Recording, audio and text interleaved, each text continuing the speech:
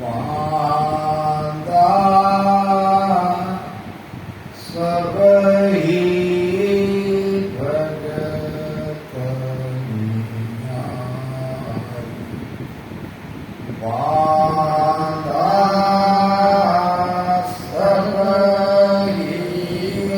भगत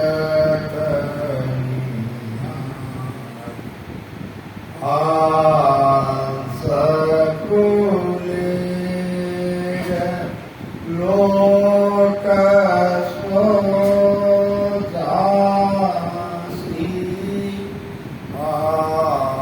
सकुलेर लोक स्वदासी आप के सारी वादा सबही भगत तो वादा सबही भगत वादा सबही भगत न्यारी। वादा कहते हैं मन। वादा कहा भी स्वयं मन जानो। मन को ही महाराज उपदेश दे रहे हैं और मन ही उपदेश सुन सकता है। मन ही को तो उपदेश, मन ही को पढ़ो। भीतर में न शरीर कुछ सुन सकता है न आत्मा सुन सकती है। बीच में जो मन है वही सुन सकता है, वही कर्म का करता है, वही कर्म को आत्मे में सहायता करता है। जगत के लोग जब हम उनसे चर्चा करते हैं, वार्तालाप करते हैं, तो सभी कहते हैं कि सभी भक्तियां एक ही है। तुम जो कर रहे हो वही हम कर रहे हैं। हो सकता है तुम्हारी रीत अलग, हमारी रीत अलग, मगर भक्ति सभी एक ही है। महाराज कहते हैं कि ऐसा नहीं, सभी भक्ति और भक्ति का पराक्रम अलग अलग है। हंस कुलेर लोक सो दासी। हंस जिसकी भक्ति करेगा वो उस देश में जाएगा। जैसे कि हम स्टेशन पे जाते हैं या हवाई अड्डे पे जाते हैं तो वहां से भी एक जगह प्रवास नहीं करते। सबका प्रवास करने का मंजिल अलग अलग है। सभी एक जगह नहीं जाएंगे, एक देश में नहीं जाएंगे। जिसको जिस देश में जाना है उस देश के हवाई जहाज में बैठेगा तो उसी देश में जाएगा। इसी प्रकार भक्ति का भी पराक्रम है। भक्ति अलग अलग है, अलग अलग देश में ले जाने वाली है। आपकी सारी, यानी हम और आप जिसकी भक्ति करेंगे वो भक्ति उस देश में ले जाएगी जहां से वो आई। सांख्य योग ब्रह्मा को हट सो योग शिव की भक्ति हट सो योग शिव की भक्ति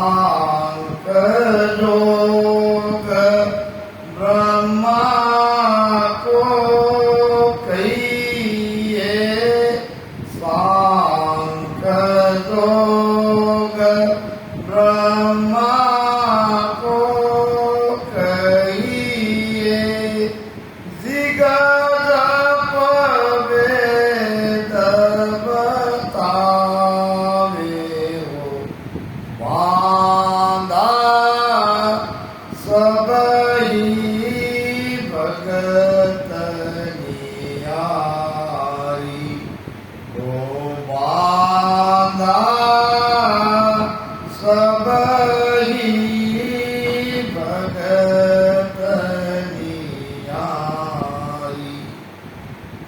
हठ योग की बात पहले महाराज कह रहे हैं कि जो हठयोगी हट करके साधना करते हैं, हट से मन को रोकने का प्रयास करते हैं, लगाने का प्रयास करते हैं, ये हठयोग किया शिव जी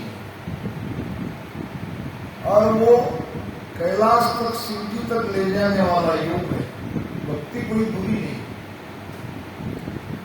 और तो सो योग शिव की भक्ति से कैलाश में जाओगे, कैलाश में जाएंगे ये हठयोगी।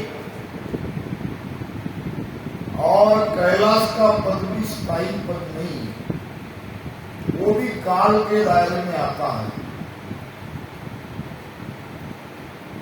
भक्ति करनी ये चाहिए कि हम काल से बच जाए, और ये तो काल के अंदर ही है। तो हठयोग करना बुरा जरूर नहीं है, कैलाश तक तो जरूर ले जाएगा, मगर कैलाश का पद स्थिर नहीं। तो हठयोग करके क्या फायदा। फिर आता है सांख्य योग। ब्रह्मा जी ने बनाया, ब्रह्मा के सतलोक में ये सांख्य योग जाते हैं, और सांख्य योगी को महाराज ने अपन देश का काल बताया। सांख्य योग साधना को काटता है। सांख्य योग कहता है जो परमात्मा है वो सबके अंदर है। जब हम ही परमात्मा है तो कौन किसकी भक्ति करे। ये तो सांसों सांस में हम राम राम सुमिरन करते हैं। सांख्य योगी कहते हैं कि कुछ करने की आवश्यकता ही नहीं, आप ही वो ब्रह्म हो, आपके अंदर ही वो सर्वशक्तिमान परमात्मा है। फिर कौन किसकी भक्ति करे। इसलिए महाराज ने सांख्य योग को अगम देश का काल बताया है। वैसे ब्रह्मा के सत्रों तक ले जाने वाली ये भक्ति है, मगर इससे जीव का आवागमन नहीं मिलता। फिर बचता है जीव यानी यज्ञ। और जब किसी भी शब्द का, किसी भी मंत्र का जप करना, कोई मंत्र 2 अक्षर के है, तो कोई 5 अक्षर के है, तो कोई 6 अक्षर के है, तो कोई 12 अक्षर के। ये मंत्रों का जाप करना, यज्ञ करना और वेद पढ़ना, वेदों को पढ़ना,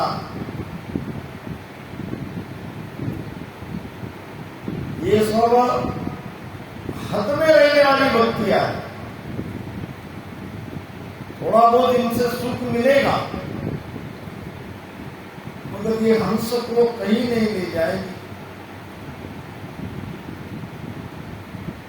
विष्ण भगत जगत में कहिए, विष्ण भगत जगत में कहिए, सो हम शिवरण सोई हंस बैकुंठ जाय सुनिया, हंस बैकुंठ जाय सुनिया संग और न पहुँचे कोई,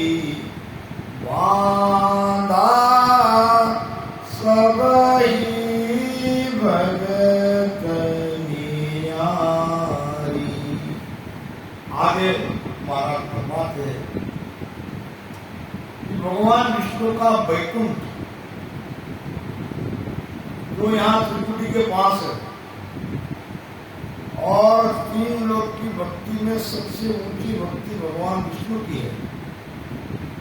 यहाँ उनका 10वां द्वार है। हम जो 10वां द्वार कहते वो भी कहते कि हमारा भी 10वां द्वार है,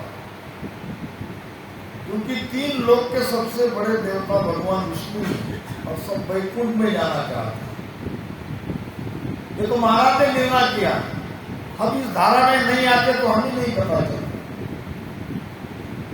महाराज क्या फरमाते हैं अधर्लोक ग्रंथ में, जब वो काल विष्णु को ढावे, साकर धनी गर्भ में आवे।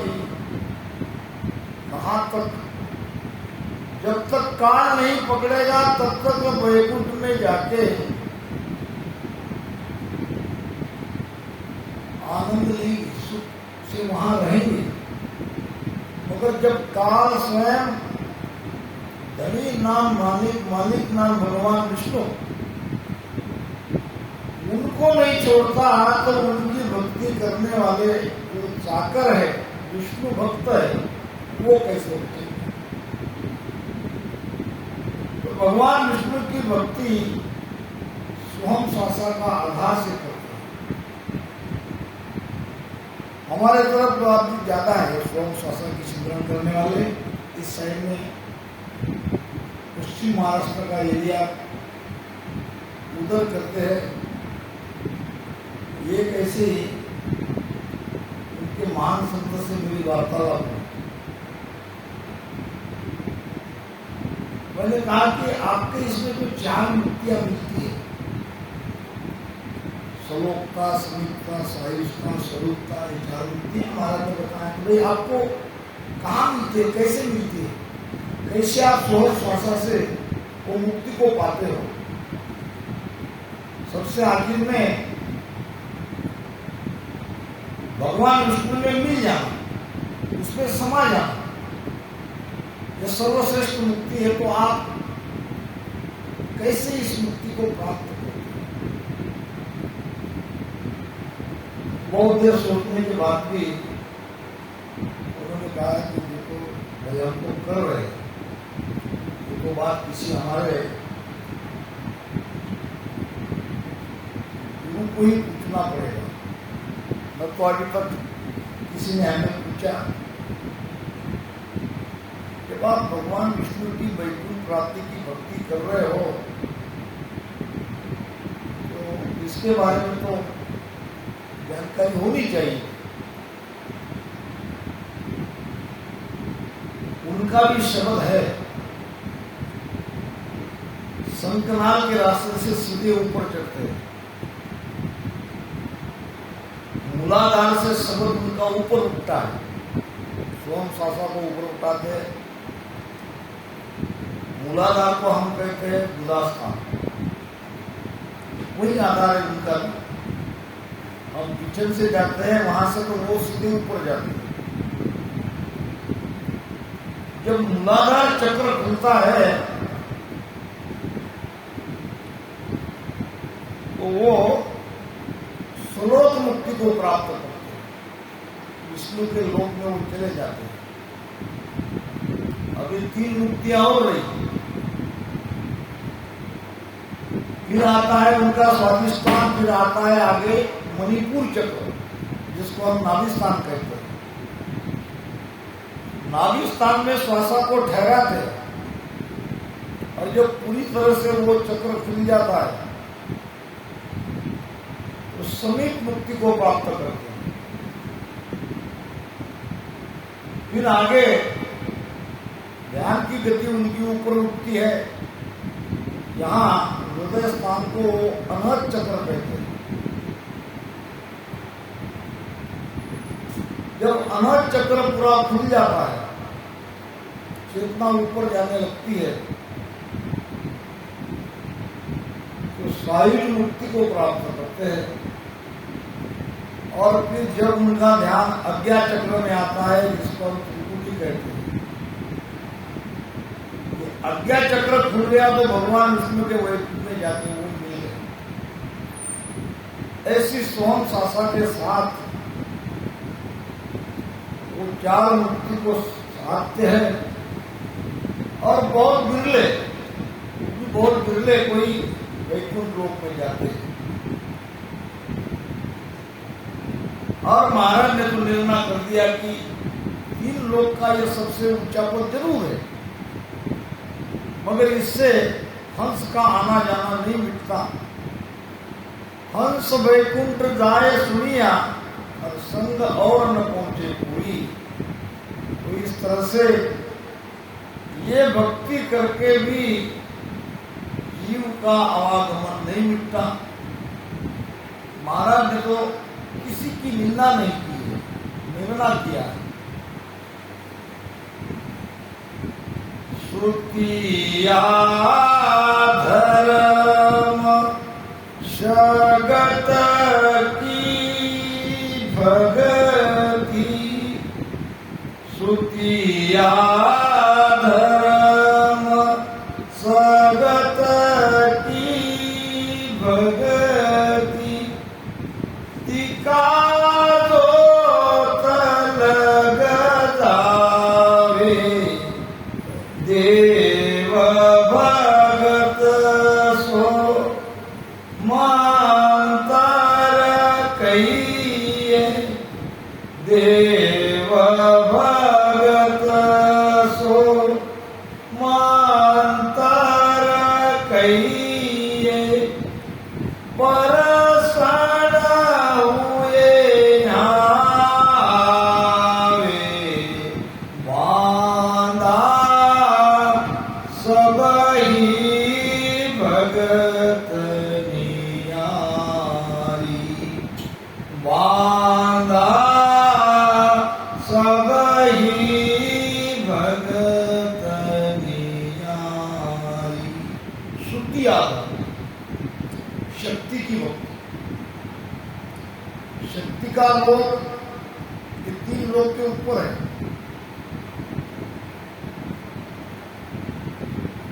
श्रुतिया धर्म सत्य की भक्ति, टीका ज्योत लग जावे। ज्योति लोक तक ये शक्ति की भक्ति करने वाले साधक वहां पहुंचते हैं,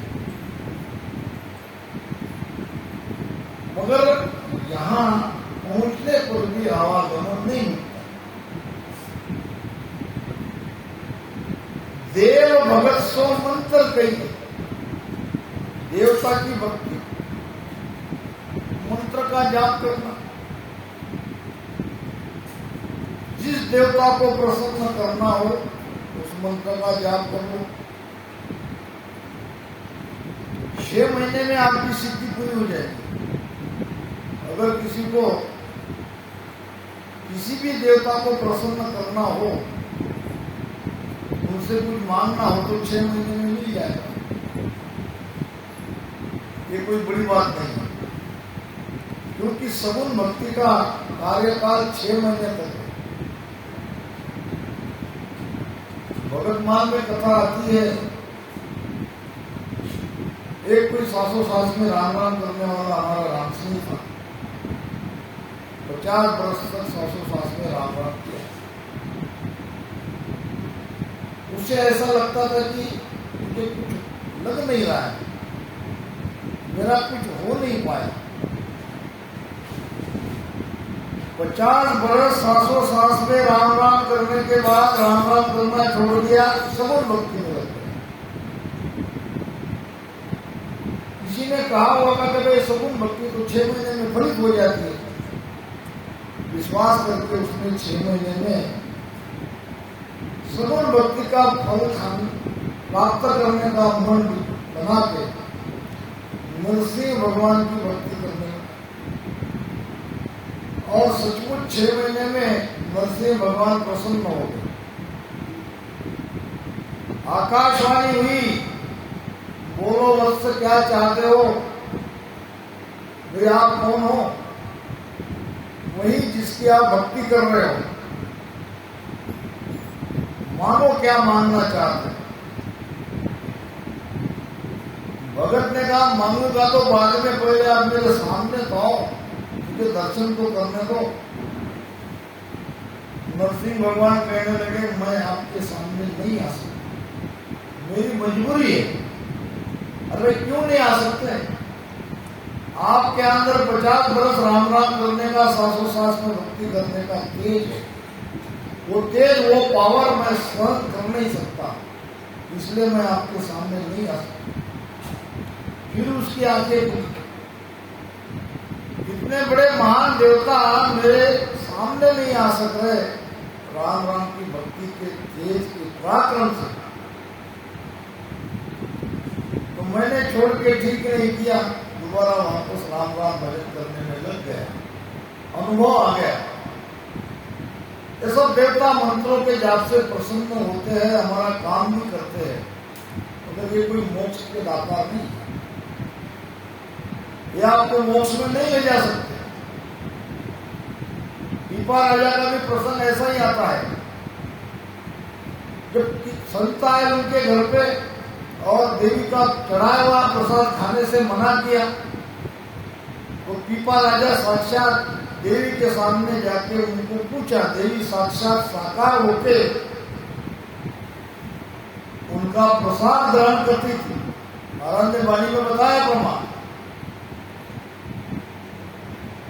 तो पीपा राजा ने देवी को पूछा, माते ये जो संत आए हैं, ये आपको चढ़ाया हुआ प्रसाद नहीं खाना चाहते हैं, तो क्या ये ठीक है? देवी ने कहा हाँ ठीक है। वो गुरुमुखी है, क्या उनका गुरुपद आपके पद से ऊंचा है? माता ने कहा हाँ ऊंचा है।